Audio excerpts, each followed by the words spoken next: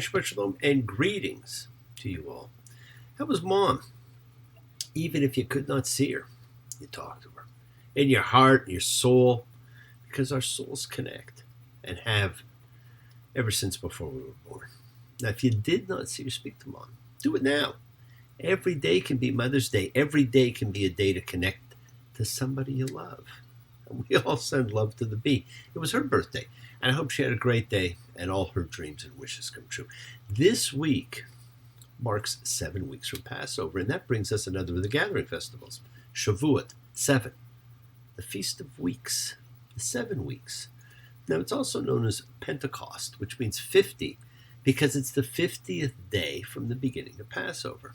Now, it's celebrated as the day that God gave the Torah to the children of Israel at Mount Sinai with the Great Epiphany in 1312 before the Common Era, which is exactly 3,333 years ago. Now, that's a lot of threes that add up to 3. I'm sure the numerologists out there would have plenty to say about that. It is a gathering festival. So let us all gather right now, together as a collective consciousness of seekers showing faith, any and all faith, love, any and all love, as a community, a chavura fellowship, expressing our nature of kindness, compassion, thoughts, feelings, hopes, dreams, and wishes that unites us all. This community, House of Spirit, Beth Ruach, sharing and bringing light, keeping fear at bay. So once again, please do go ahead and invite everybody, some physically, digitally, psychically, emotionally, spiritually, any way that you can, that we all gather and share. From Psalm 133, the Hine Matov, come together. Hine Matov, Umanai, Shevetachim Gam Yachad. Hine Matov, Umanai, Shevetachim Gam Yachad. How good and how pleasant it is for brothers and sisters together. Community, community, community, together. And let's all spread love, goodwill, and fellowship together to the world, my friends.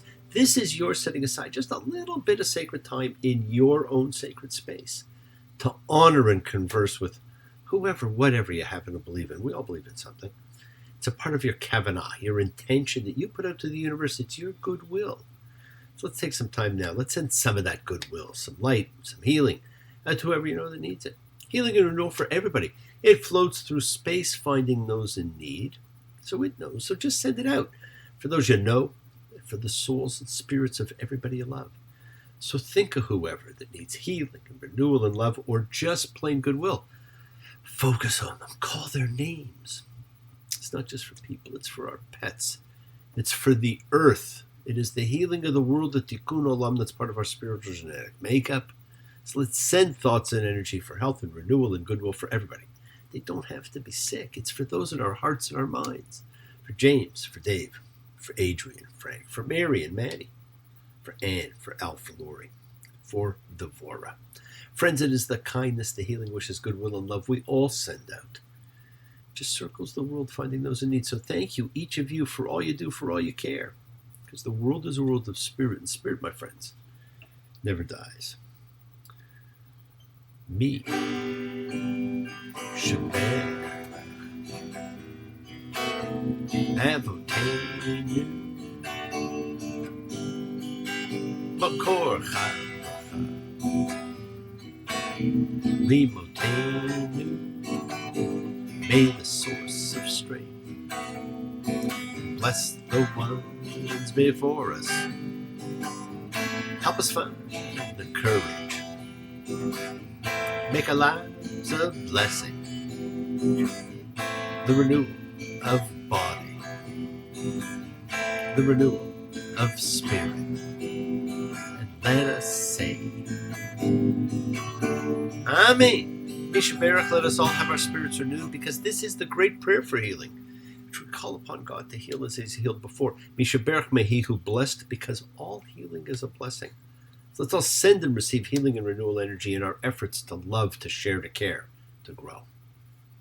So how are you going to celebrate this holiday? Well, it's one in which we often eat dairy food, not meat, And some read from the book of Ruth, and there's a reason for it, but I'm not going to go into that today. It's one of only 2 books of the Bible written about a woman. But if you do nothing else, read the 10 Commandments, found in Exodus 21.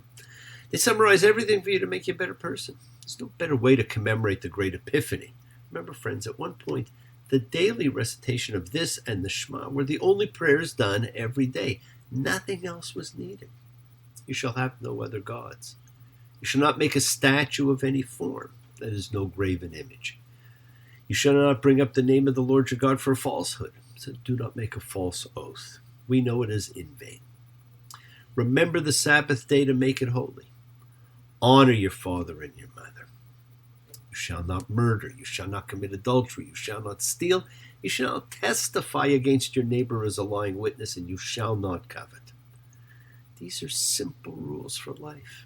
The first 3 about our relationship to divinity. The next 2 are a bridge between the divine and the mundane, between our souls, our roots, and our bodies.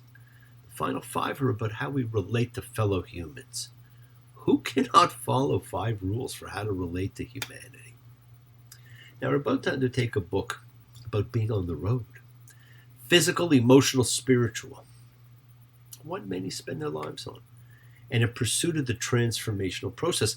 And there are 2 processes, the psychological and the spiritual. And they're connected and need not be considered separate because they are stages in the full development of the complete human being. And we're all seeking this journey to completion. Now, the book we just read, Leviticus, with its complete absence of movement, stands in stark contrast to the book we're about to embark on, because this book is entirely about movement. So join me now as we read Bamidbar in the Wilderness, the book of Numbers. That's an amazing book. Its title in Hebrew is so different from the Greek or the English, where it's known as Numbers. It opens and closes with a census, hence the name. Now, a census is a counting exercise for you accountants out there. And like so many that, so much that so many think is useless about accountants, the census is useless. We know none of these people are going to live to see the promised land. We go through this huge expose of them all. Numbers 1:1. And the Lord spoke to Moses in the wilderness of Sinai in the tent of meeting on the 1st of the 2nd month in the 2nd year of their going out from Egypt, saying, count the heads of all the community of the Israelites by their clans, by their fathers' houses, according to the number of names, every male by their heads. Now, the pomp and circumstance of this incredible unfolding cascade of tribal chiefs and clan members is inspiring, but is wasted. We're now on the road. And friends, most of us are still on that road. We are reading about a group that took 40 years to make an 11-day journey, none of whom will complete it. And accordingly, some of us have now spent lifetimes on that same road. The book of Numbers is the story of the start of this journey, the journey to freedom, to joy. It's about our journey home. You who were on the road must have a code that you can't live by, and so become yourself, because the past is just a goodbye. Teach your children well their father's hell did slowly go by, and feed them on your dreams, the ones they fix, the ones you'll go by. Now, isn't that what we want to do? We want to teach our children. And it's very much a part of what the religion calls for. It calls for us to be teaching our children so that it can continue and perpetuate. And who doesn't want their children to have better lives and be greater people than we were? And that comes from our teaching of them. Who wouldn't want that for their kids? Well, unfortunately, I do know some, but anybody can change. Anybody can find their God, their goodness. This book reflects real experience. It is about that journey, and it is a ready metaphor for human lives, and it is a connector between the world of literature and the world of dreams, in which experiences of journeys are common. The Epic of Gilgamesh, the first book ever written, the Odyssey, the Aeneid, Alice in Wonderland, The Hobbit, The Wizard of Oz, the great journeys of our lives, because each one of those we read speaks to our souls, our journeys, our past, our present, our futures. The book of Numbers returns to the narrative impulse that marks the first half of Exodus, an entire nation in movement. With a visible miracle, the column of cloud and fire, and miraculous feeding, manna, happening in their presence at all times over a span of nearly 40 years. It is the only age in the Bible in which miracle is a daily fact of life. Think of that.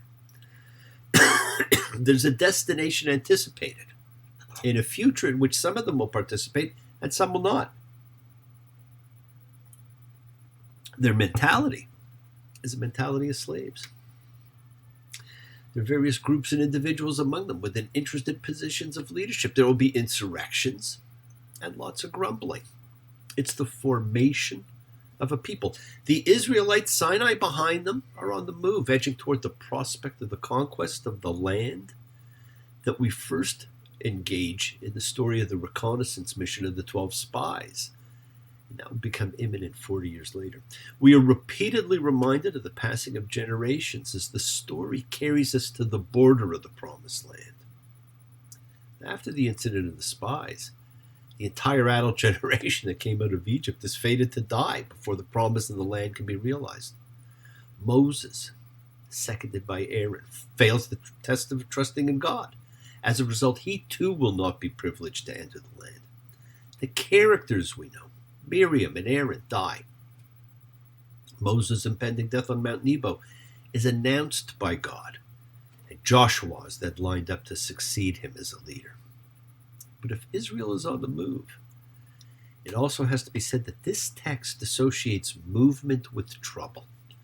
After the initial choreographed procession of the teeming tribes, each arrayed in orderly fashion around its own banner, we get repeated representations of this motley crew of malcontents, using the Hebrew word asufsuf, riffraff, raised to characterize a mob churning with complaints, frustrated desires, fed up with the hardships of life in the wilderness, nostalgic for the material comforts of life in Egypt, of life in slavery.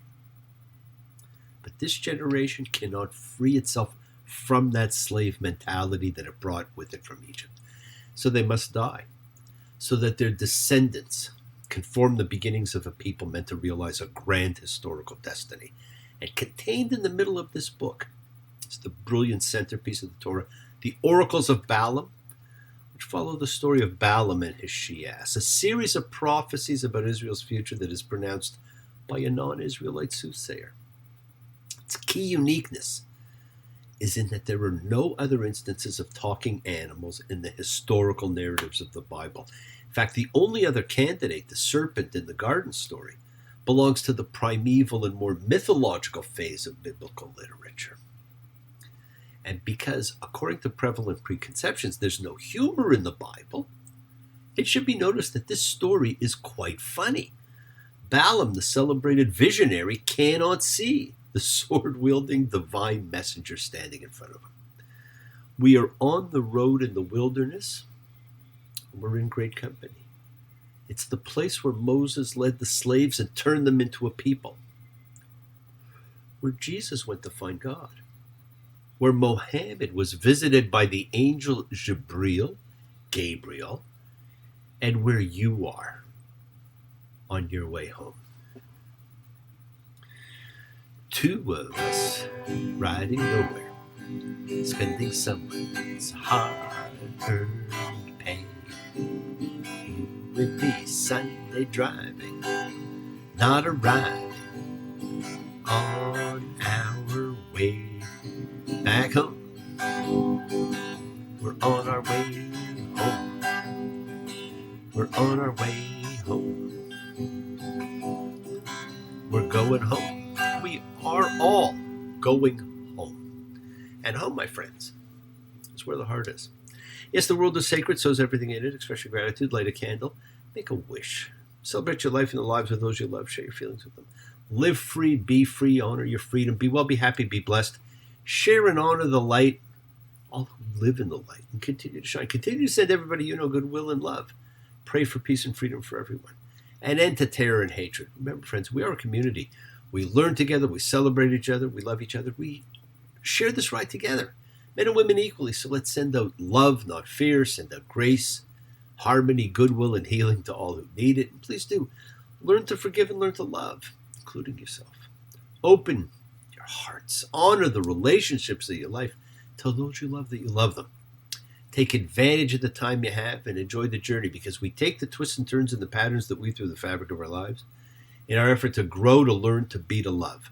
So please do love. Now bless you all. Have a fantastic week, a week of love and light, a week of peace, a week of miracles. Examine your intentions and use them to imprint your will on the universe. Remember, we set in motion all that happens in our lives. It's our intention, our kavana, our cause, our effect. Everything's linked. You have the time to forgive and be forgiven, and you have the knowledge of what's good and bad. So acknowledge what you have done wrong to yourself, to God, and to any person you've wronged. Ask forgiveness, but do so with sincerity, with accountability and vulnerability. Forgive those you've hurt as you learn to be forgiving and compassionate, because the secret of forgiveness, compassion, and peace is in acceptance. Can you accept yourself, other people in the world just as they are? Can you accept life as it is without trying to control it? Because if you do, you could experience the peace that acceptance brings. So do not stop your journey. Do not stop moving towards your promised land. Keep on dreaming. Keep on being. Keep sharing. Keep shining. Keep teaching. Keep spreading joy and goodwill. Do not follow fear. Follow love, because it's always in front of you. And remember to have faith, an unwavering adherence to principle, just as I have faith in the principle of love and of all of you. Act with purity of heart and mind. Despise none, defraud none, hate none. Cherish all. Honor every child of God, every creature of the earth. May all people know peace in this year. May you nurture kindness and love everywhere you go. Work to be present in the body. Expand the heart, quiet the mind, because the deepest source of real power lies in consciousness and the ability to be mindful, to be aware, to be present in all life circumstances. Make the most of your time in this life. Continue to touch and transform lives around you. You're never alone. You're never alone. You're always with the souls and spirits of others. And you're forever blessed. And you have the ability to bring blessings to everybody you meet. Health, love, and renewal to everybody you come across, because we're all energy. And energy can't be destroyed. It can only be transformed. So your words are used to transform, to bless, to love. So be generous with them. Because when you bless others, you bless yourself. Love with the heart, because we're all part of a greater whole. Embrace love, not fear, forgiveness, not anger, and be there for someone, because someone will always be there for you, whether you know it or not. And continue to explore faith and belief in what it means to you. And never accept shame as a natural state. Whatever you feel, others have felt. Whatever you've experienced, others have too. We share together. We learn together. We help each other. Because we are each of us trying to find love and acceptance and support. We all have or could have that special someone in our lives, so find them. Tell them what they mean, and remember, you're never alone on your journey to your promised land. Keep forgiving those you need to forgive. Keep asking forgiveness from those you need to ask forgiveness of. Continue to ask why, so you understand, and continue to honor and elevate the souls and spirits of those who came before, and continue your journey to your promised land, where your dreams can come true. Somewhere over the rainbow, way up high,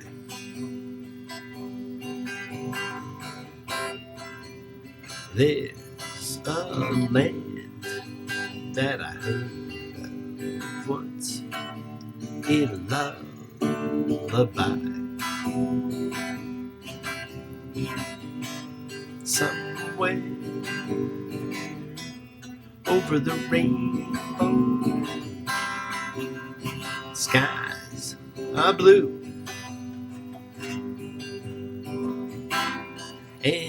the dreams that you dare to dream really do come true.